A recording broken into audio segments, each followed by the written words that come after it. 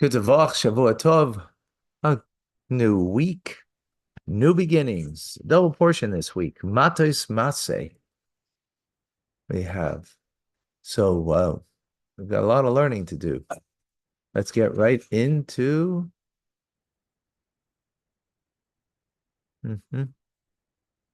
again.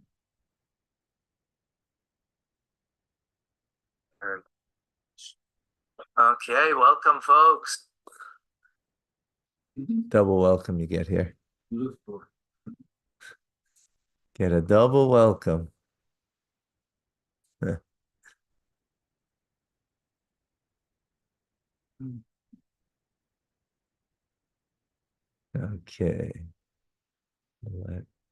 Not sure. We have until 9:30. Okay. First Parsha is Mattos. We're in chapter 30, verse number 2. Medaber Moshe, and Moshe spoke El Reshe to the heads Hamates of the tribes, leaving Israel of the children of Israel, Lamor, saying, This is the thing that God commanded. What's Mattos Maasei mean? Tribes? Matos means tribes. Yeah. Maasei means journeys. Okay, Rashi, Amatis, the heads of the tribes, Cholakov, Lenesim, he gave honor to the leaders of the tribes, Lamdim Tchila, to teach them first, these commandments. Because the command is to teach all of the children of Israel, right? So he gave them honor by teaching them first. And only afterwards, the whole Bnei Israel, he taught it to the rest of the children of Israel. From where do we know that the other statements that the other statements of God were also taught in this manner? Right, Talmud Loimar, because the Torah says, "V'yashuva elav Aaron honasim ba'eda," and Aaron and all the princes, the leaders of the assembly, returned to him. Right, they returned to him. V'yidaber Moshe aleihem, and Moshe would speak to them. And afterwards, all of the children of Israel would approach. So we see it wasn't done all at the same time. It's in this orderly fashion. Sorry?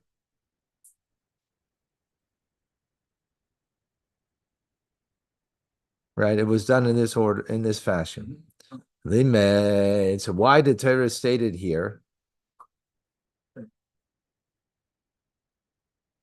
If he taught the leaders before he taught the rest of Israel, why is this point being made over here specifically? We're at the end of the book of Bamidbar, fourth book. Right? So this is to tell us that the nullification of vows can be performed by an individual who's an expert, but if there isn't an individual who's an expert available, Mayfair can be nullified by three common people.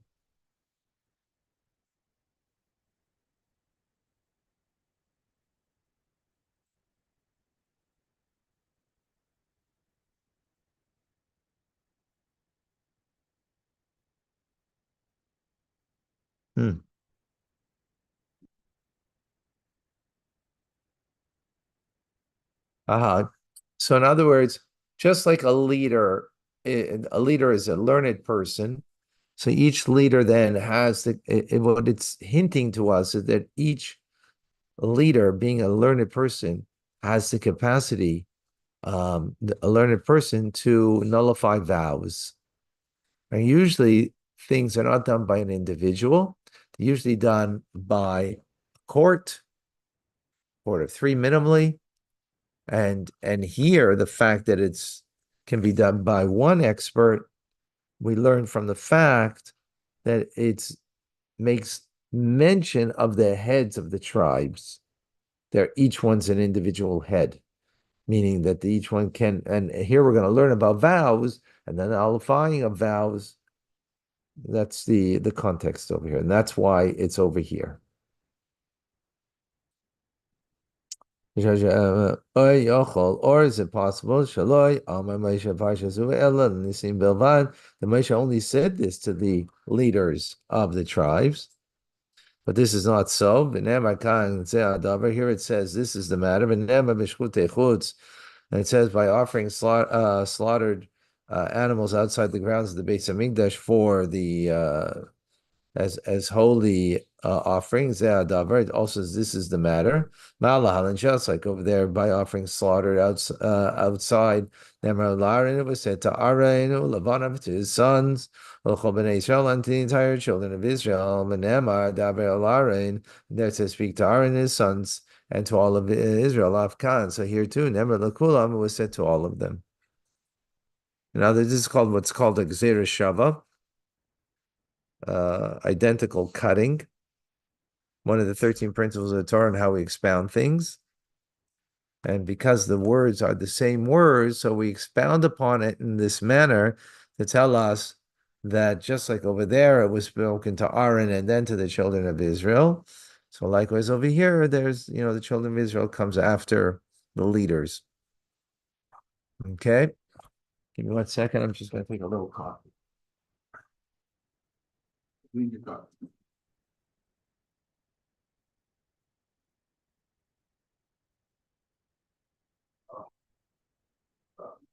Coffee's really good.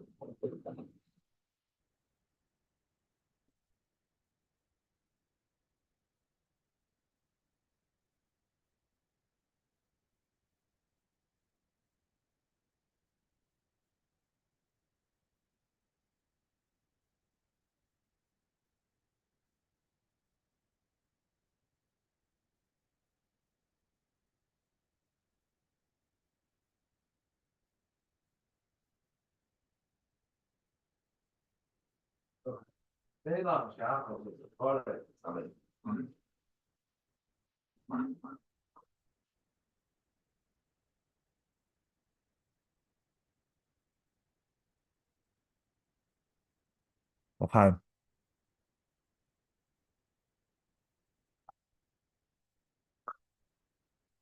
Okay.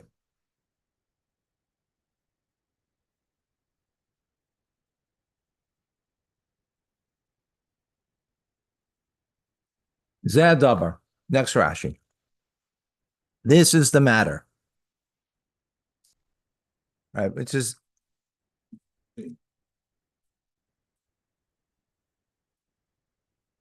not a usual term. I mean, this is the matter that God commanded. Just this is what God commanded. Right? Why do you have to say this is the matter? So the davar Moshe is Abba Bekoi Amar Hashem. Moshe prophesied. So said God. B'chatzos halayla, kachatzos at midnight. Arnavim nis Abukoi Amar. And the other prophets they prophesied, and so said Hashem. Muzaf Aleichem Moshe. Moshe was superior than them. He said, this is the matter. In other words, when you say so is the matter, it's not as emphatic as this is the matter. Right? So it brings out that there was the prophecy of Moshe was much greater than those of other prophets. Davar Acher, another explanation. Why does it say Zeh Davar? Miutu. It's actually an exclusionary. This is and that isn't. Loimar. Shachacham b'lashon Torah. That sage revokes a vow through wording of permitting by using the forms lahatir to permit, but a husband revokes his wife's vows through a wording of nullification by using forms of the verb lahafir to nullify. Kalashon HaKosov Khan, as the language of the verse here, and if the sage and the husband they switch their language, Ein matabe ein mufar, it's not permitted nor nullified. In other words, it's hinting to us an idea. So we're going to learn over here. A father can nullify his child's vows, right? A husband can nullify a wife's vows that affect him. Like she says, he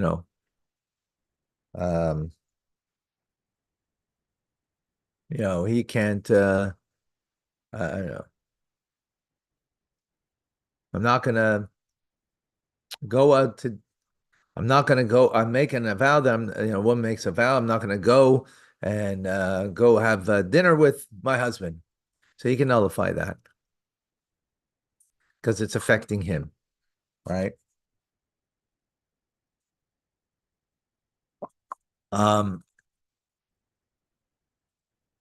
Okay.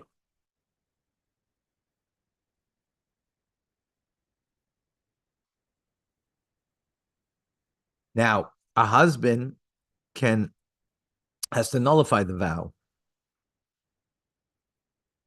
A sage doesn't nullify it, he permits. It's a different kind of language. We learned this in Rambam, by the way, just a couple of weeks ago. We learned all of this in Rambam just a couple of weeks ago. Vows, yeah, right. It was the sixth book that we just finished, right? We finished off with the laws of Nazir and right of the Nazirite because that was based on a vow. That was based on a vow, right? So we learned those laws. Now we're seeing it the way it is in Chumash. Okay, verse number 3. Ish ki yidor, when a man will make a vow, neder l'Hashem, a vow to God, or hishav shavua, or he'll take an oath, right? We learned the laws of oaths, then we learned the laws of vows in Rambam. Of course, yeah. Here we're getting from the source material as it is in Chumash, right? Or he makes a vow of an oath, lest Yisar al nafshay to that he will prohibit something upon himself, like I'm not eating any more meat. Whether you take it as a vow or you take it as an oath, whatever, whether you for the day or for forever, whatever it is, it doesn't matter, right? The point is, you took a vow or you took an oath to prohibit something, al yichal devarai. So here it is a commandment that you should not profane your words. Don't violate your words, as you got to keep your word. And if you don't, then you transgress a negative commandment. And if you were warned, you could get lashes for this, right? Now here's the positive commandment. Everything that comes out of your mouth, you should do. Number 3 in Rashi. Neder, a vow. A person says, I take upon myself kainam. A kainam is a term denoting a vow.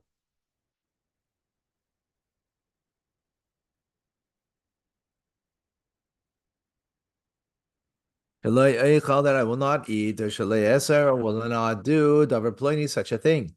One might be able to think of nishba that even if he swears that he will eat nevelas, which is an animal that is not kosher, right? Because it was killed, mauled or something, right? I read about him that the verse says to him, according to whatever comes out of your mouth, you shall do. Talmud Leimar, but the Torah tells us to prohibit a prohibition. Lesser is a mutter, means to prohibit that which is allowed. Loy lahati is also, but not to allow that which is prohibited. Right? So that's the so his vow is no vow, exactly. Lo yachal devarai, you should not profane his words. Don't make your words profane. Right. Number 4. Okay, so that's about him. Now a woman.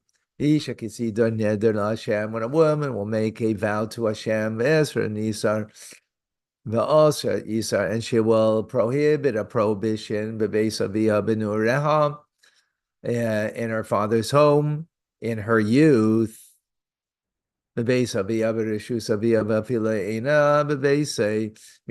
under the jurisdiction of her father, even if she doesn't actually live in his house, right? That's what it means.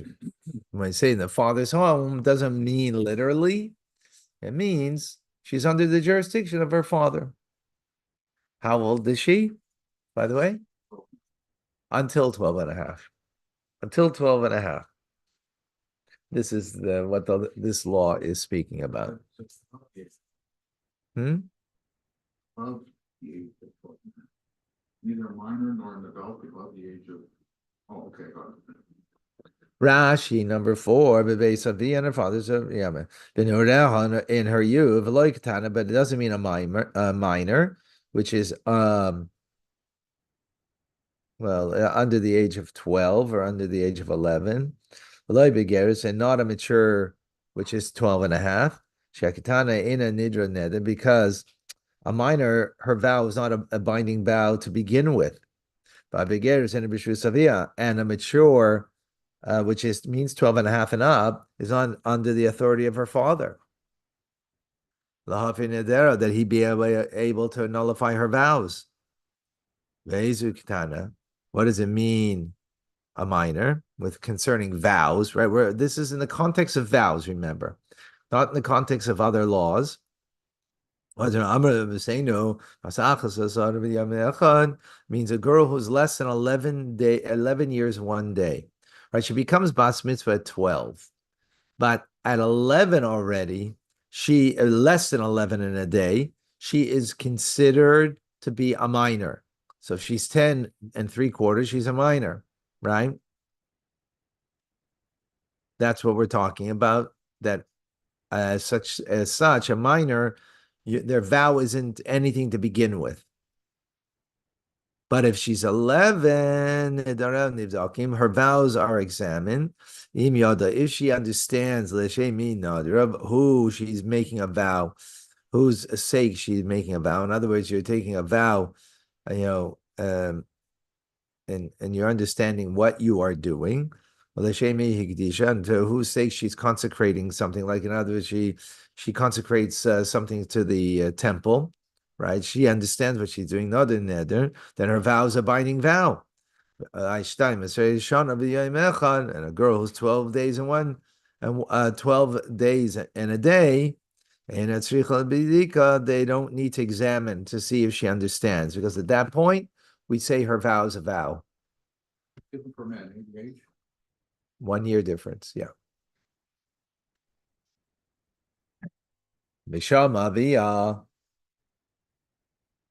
So now we're saying her vow is a vow, right? And her father heard about the vow.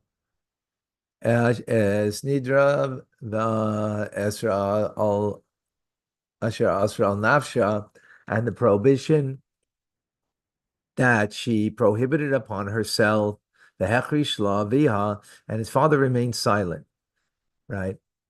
He remained silent, he didn't say anything. She took a vow, right? This 11-year-old, or 11 to 12 and a half, we're talking about, right? And so she took this vow, and he was quiet about it, silent. If he's silent, then all of her vows shall stand. And any prohibition that she imposed upon herself shall stand. However, next verse, but if her father hinders or objects, in other words, on the day that he hears, right? On the day that he hears, right? Not a week later, but on the day that he hears, as we will see, all of her vows, and all the prohibitions that she prohibited upon herself, they will not stand. Hashem will forgive her, because her father has nullified them. Rashi number 6. And if her father restrained her, if he held her back, I mean, a nether from the vow, kaleimer. In other words, he says, for law, that he nullified it for her, v'hanazu, this, removing, withholding. I do not know. The meaning is not obvious because when it says isha, on the day that her husband of the husband's hearing, Yani Isa, he will restrain her, and it'll be nullified. Have the Omer, you should say, no, Azu Afara, that this is nullified. Is this not a usual term that we're using, right? Vahini meaning to withhold, to restrain the vow, right? Pshute, Lashem Eniya Vasar, simple meaning is withholding and removal. V'chein Lamat in the Yusun, so he brings an example. Why did you remove? V'chein Shemen al Reishi Ani Reishi, that may the oil on my head not restrain my head. V'chein Yadaitim is to Nu Osi. Similarly, it says that you shall know what parting from me is. Is a shesartem mi ally, that you've turned away from me. Hashem Yizachla, and Hashem will forgive her. What does it mean that God's going to forgive her? The vow has been nullified. So what does it mean? God will forgive her. No. But she says turned away from me. Where is it turned away? That you have turned away from me just before the Lord will forgive her. In the verse? Okay, so we're just starting the Rashi, right? So this speaking about a woman takes a Nazirite vow, right? Ishama Baila, and her husband heard. Huh? Speaking of the father here, why is the word the husband come in? Okay, let's see. And her husband heard, for law, and he nullified it for her. And she was not aware that her husband revoked the vow. And she violated her vow. Right? A Nazarite can't drink wine. She drank wine. She made a vow. She doesn't know that her husband nullified the vow, right? Because becoming a Nazarite is, of course, affecting him. So he has the right to nullify the vow. But she violated without being aware that her husband revoked the vow. And she drank wine. Or she became impure to the dead, which a Nazarite's not allowed to. This person needs to be forgiven. Even though the vow was nullified by the husband, and if those vows are nullified, they need forgiveness. All the more so for those who have not been nullified, they need forgiveness. Right? So that's what it means that God will forgive her because she didn't know that it was nullified. So in her mind, it was still something that a vow that stood and held, and she didn't fulfill it.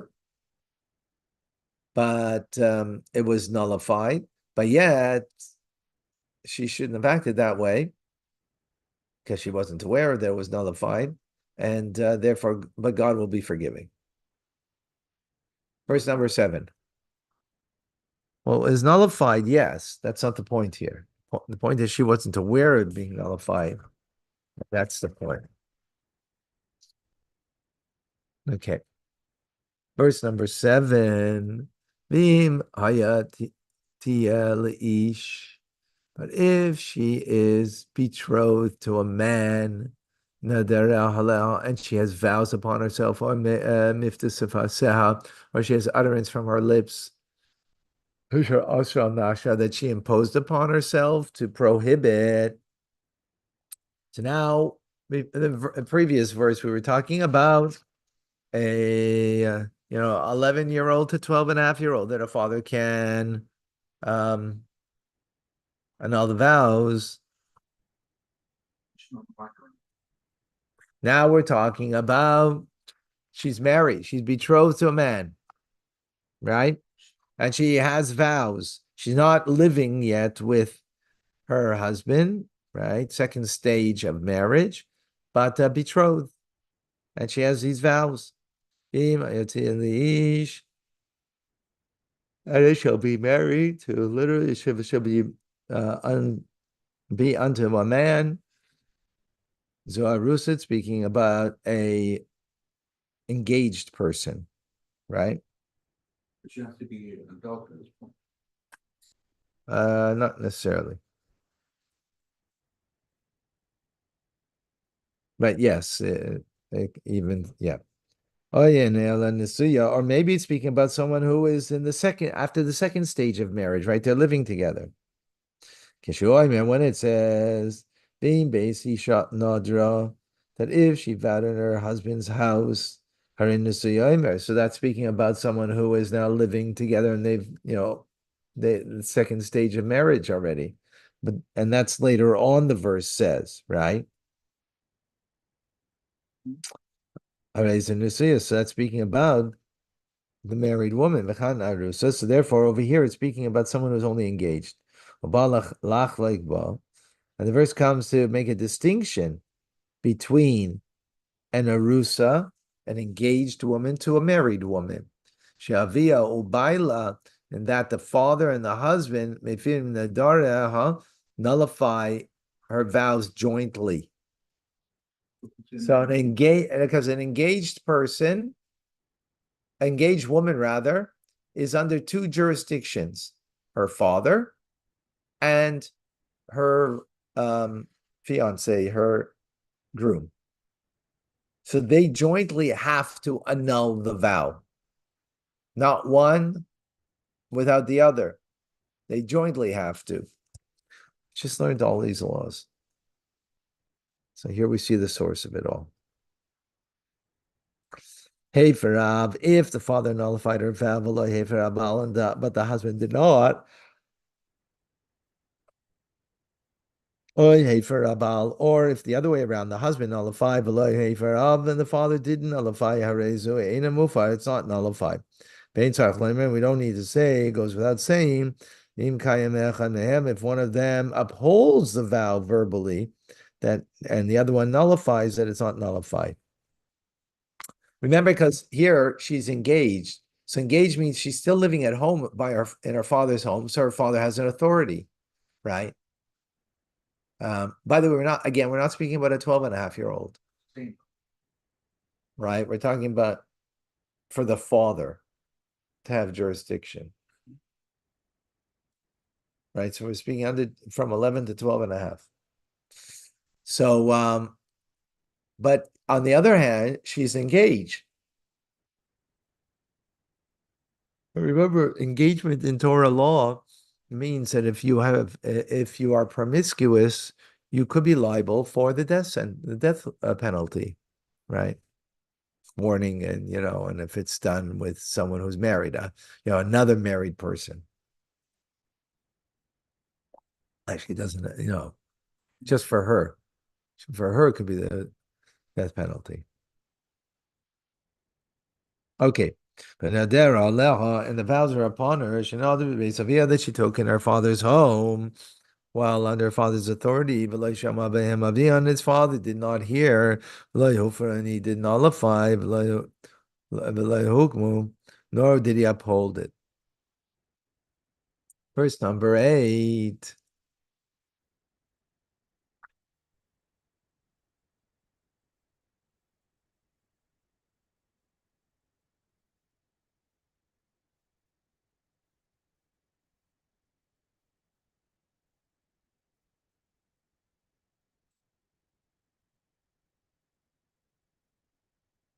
Nishama Isha, and her husband heard.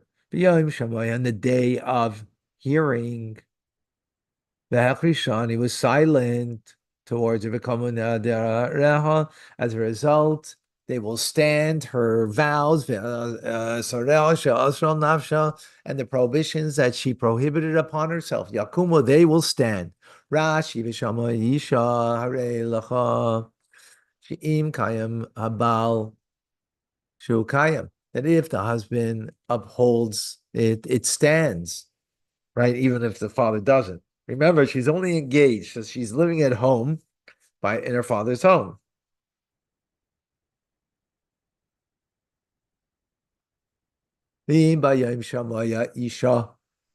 Now, that's if he said nothing. But what is in verse number 9? If the husband hears on the day that he hears, Yoni Isa, he will revoke the vow. So he will hinder the vow. Behavior is and he will revoke the vow. Asher Allah, that is upon her, as miftav and the utterance of her lips, Asher Asra al Nafsha, that she prohibited upon herself, Hashem Yisachlan, Hashem will be forgiving to her. Rashi in number 9, and he shall nullify her vow. Yochel, one might think, based on this verse alone, that the husband or the of the Arusa can nullify the vow of his wife, even if the father did not nullify it.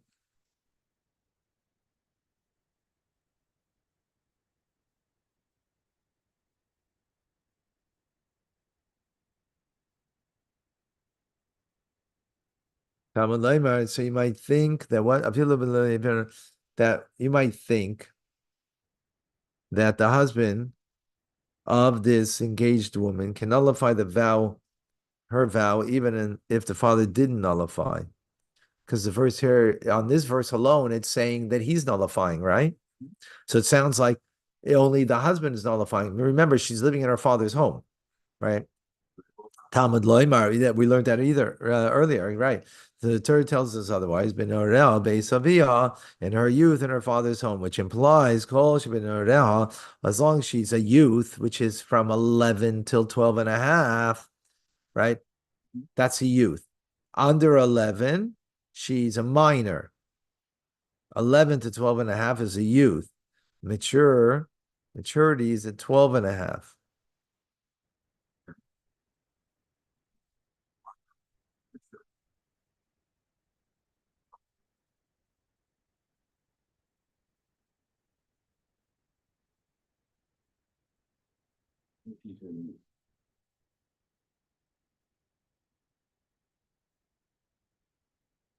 Yeah.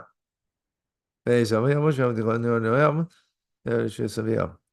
as she's on the authority of the father, so he also has jurisdiction. So they both have to do it, in other words, right? That was as we learned earlier. Verse number 10. Another almana. Okay, now we go on. Now we're speaking about a widow and a divorced woman. So what's the key over here is that this person is no longer in the authority of the father or the husband, right? That's the key over here. Okay, but now there almana begrusha. She made a vow, a widow or a divorcee. Anything that she prohibits upon herself will remain upon her. Rashi number 10. Anything that's prohibited upon herself will be upheld because she's not either under the authority of her father and not of her husband. Because when did when did the father lose authority? When they live together, right? Not when they're engaged, but when they live together, the father loses complete authority at that point. Even after divorce, and she was still young, right? Or either divorce or being widowed. Right. So he loses complete authority. And of course, the husband loses authority because, well, either passed away or they're divorced. Right. Yeah. Because she's no longer in the authority of the father, not of the husband. We're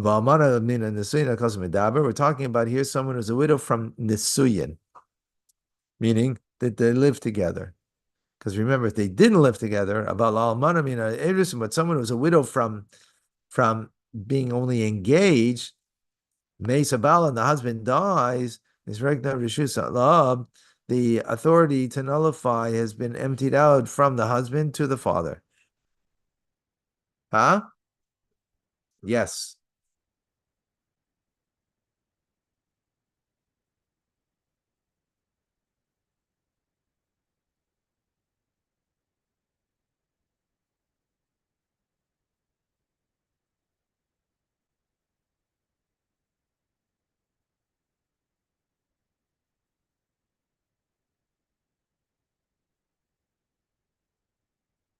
Okay.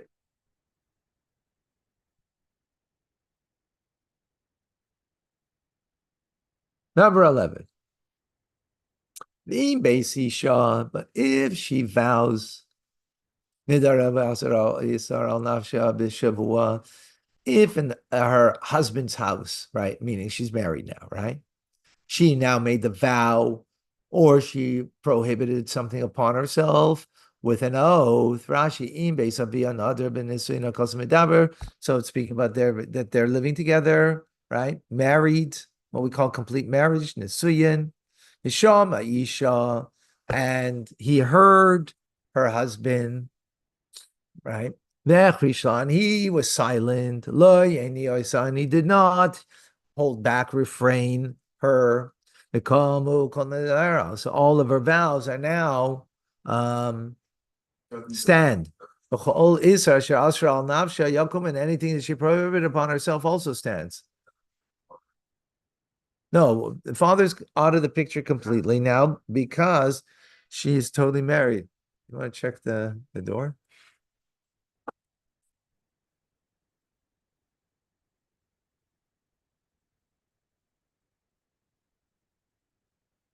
Im yafer, hefer yafer oisam. But if the husband will revoke them, Isha, her husband, but Yom Shammai, on the day that he hears, which by the way means like if he if he heard and he waited after that day, he has that day to revoke, but the next day he doesn't. We learned that in Rambam. Kol mitzvah anything comes out of her lips, for her vows, or lisar nafsha, or to prohibit upon herself, lo yakum isha. The husband cannot. Uh, oh, thank you, thank you. Somebody watered the plants. Huh? Somebody watered the plants. Okay. Nafsha lo yakum isha ve'ever Hashem yislach lo. So the husband, on the day that he heard,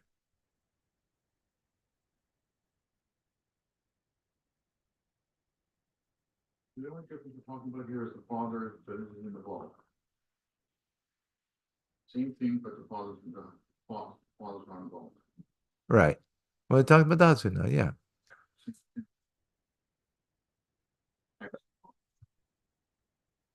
So, lo, so will not stand. They will not stand her vows, right?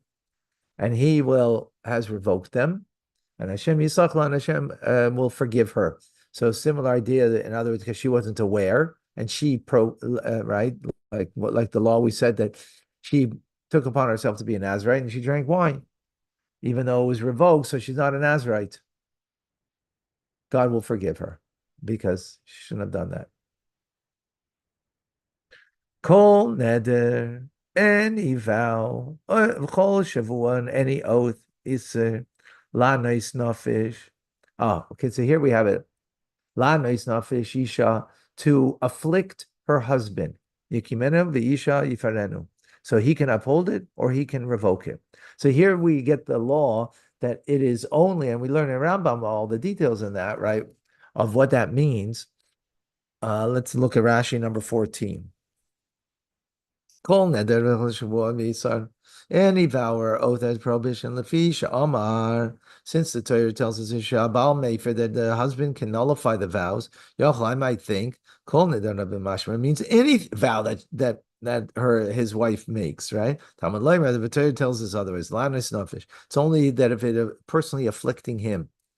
right? Ve'ena mefer ela nidrein inui nefesh bilvad, but so he can only nullify those things that are a personal affliction to him. Behem mufurashim b'mesechtas nedarim, and then it's there explained in the tractate of Nedarim in the Talmud, right? That is what he can nullify. Anything else, he can't.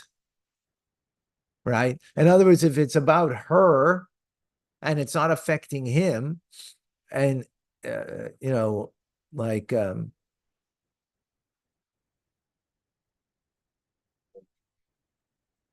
well, if she says, I won't eat meat with my husband, so that means there's or I won't, I'm not gonna so that in others, so they can't have a nice meal together. That's affecting him, if for example, right?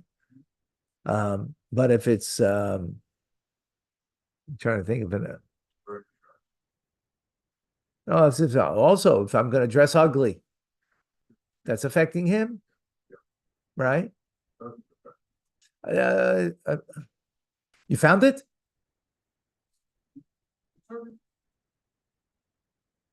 Where was it? No, oh no, that it fits. Yeah, where you find it? Is in the kitchen.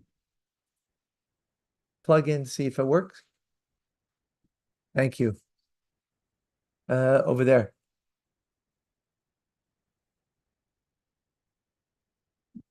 Cool.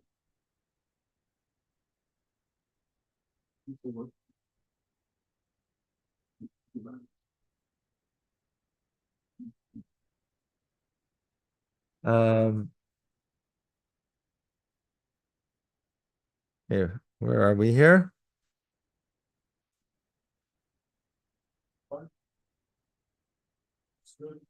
It work? Yes. Okay, thank you. It's on. Okay.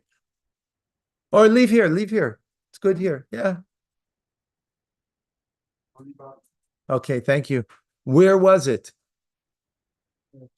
Where do you find it? It's putting here. It was attached already. It was attached already? Yeah, maybe. Oh, maybe he found it. Yeah. Oh, okay. Okay, thank you.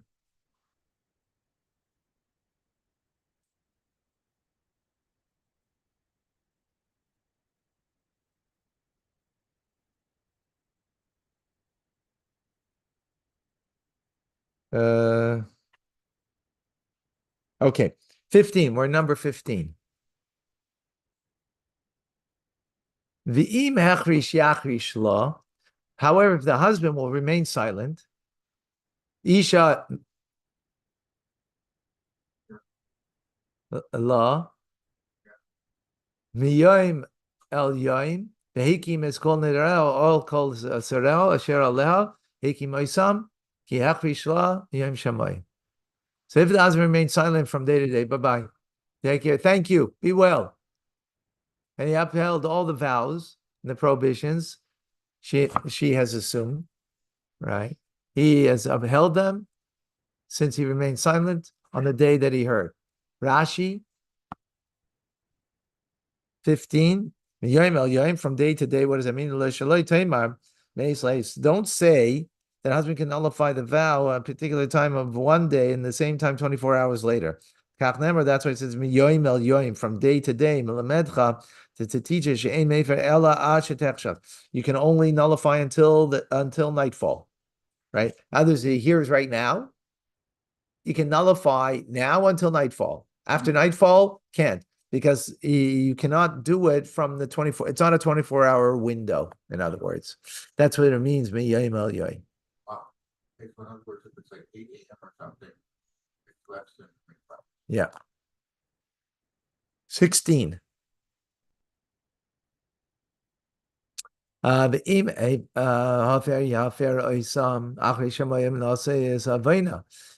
he revokes them after you heard them, he shall bear her iniquity.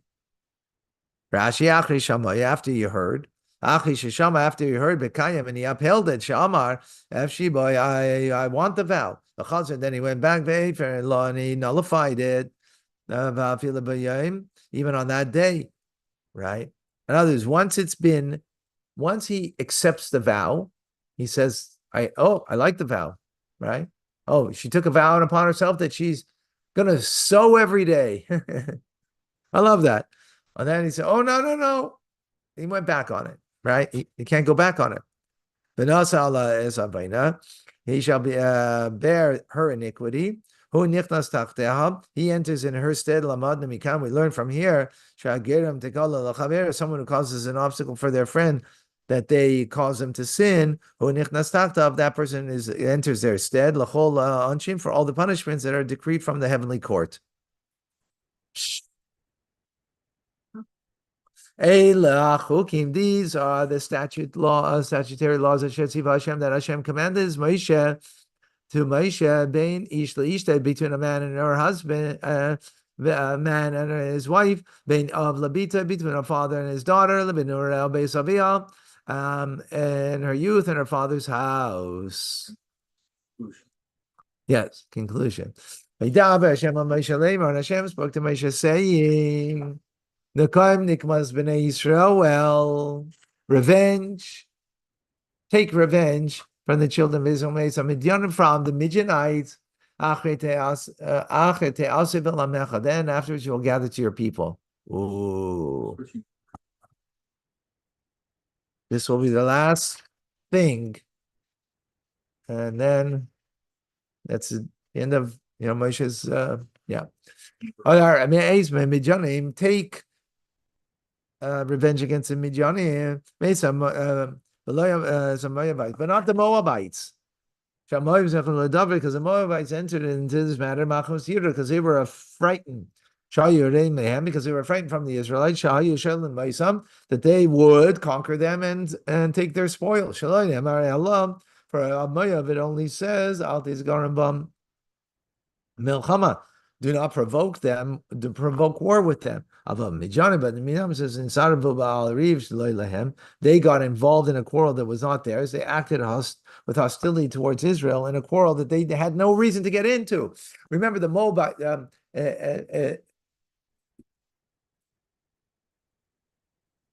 talking about the mountains. 1 second. No.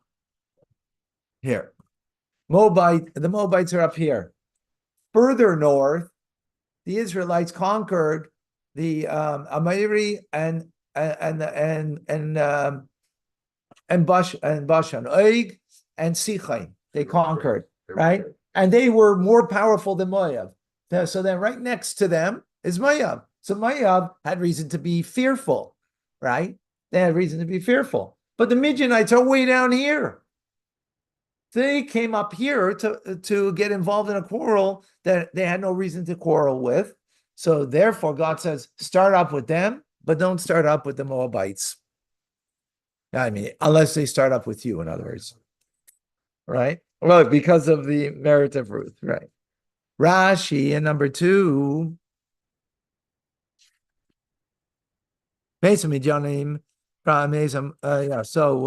So of Davar Ached, so that was the first alternative explanation of why not take vengeance against Moab. Because of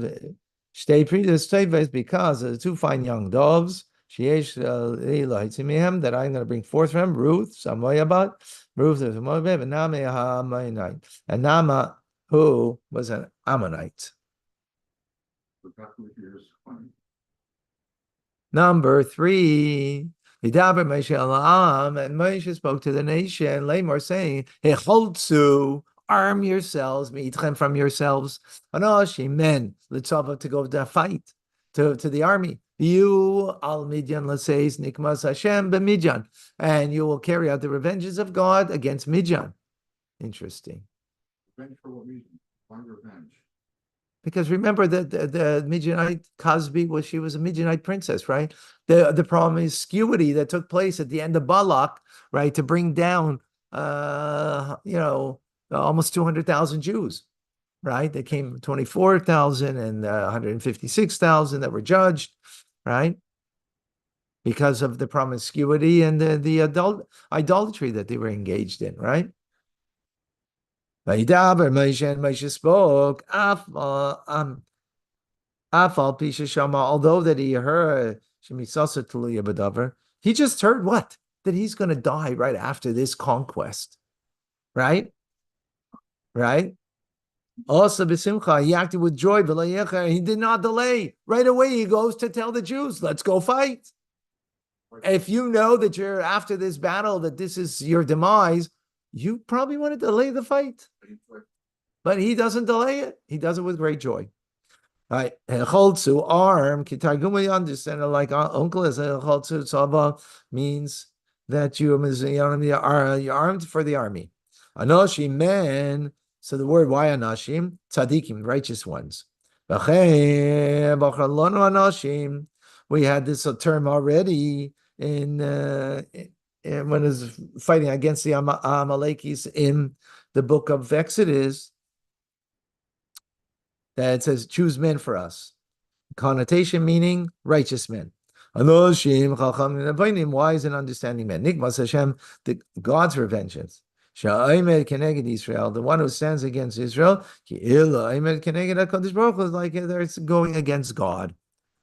Yeah, nations of the world take heed. You go against Jews, you're going against God. Yeah.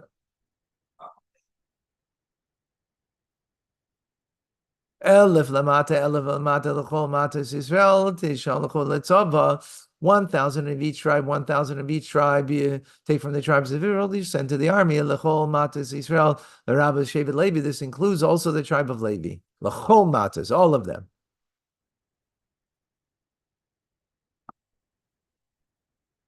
Ugh. Hey, folks, I'm gonna stop here. We got a few more to do. Yeah, exactly. Double parsha, so there's a lot more. Okay. Yes. Sorry, we can't finish it. All right. On Thank your you. own.